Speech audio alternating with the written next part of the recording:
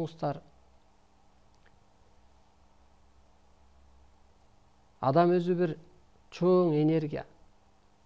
Adam özü nurdan жаралган, жандан жаралган. Жан, нур, энергия, иштеги мына менин жаным. Бул чындык. Чыныгы дүйнөдөн келет. Өлгөндө кайтыш болот, ошол кетет.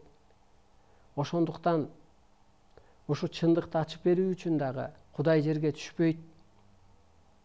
Периште жерге түшпөйт.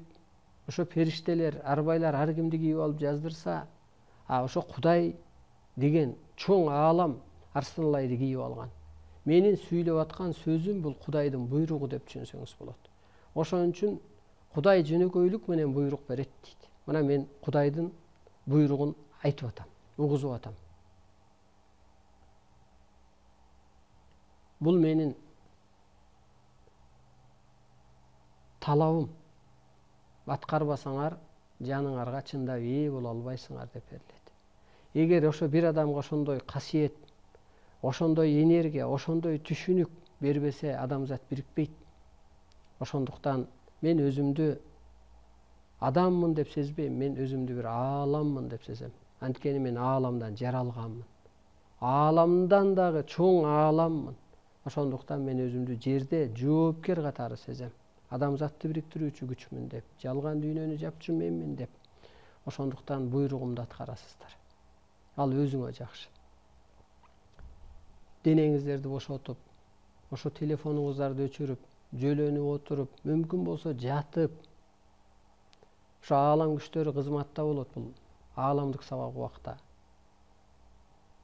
Ошон үчүн күтүп көрүп атканым ошол энергия бар Арстаналайда.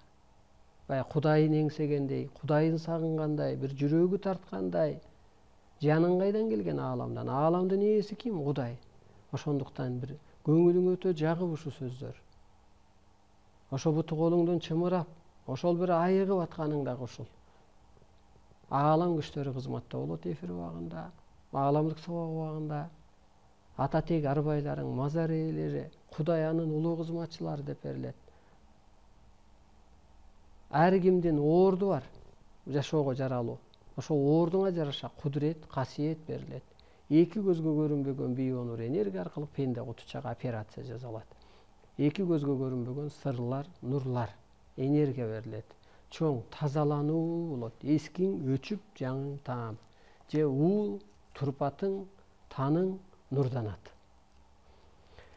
Мына өткөн эфирде биз ушу күнөөкөрлөр кечирилеби деген тема кылдык.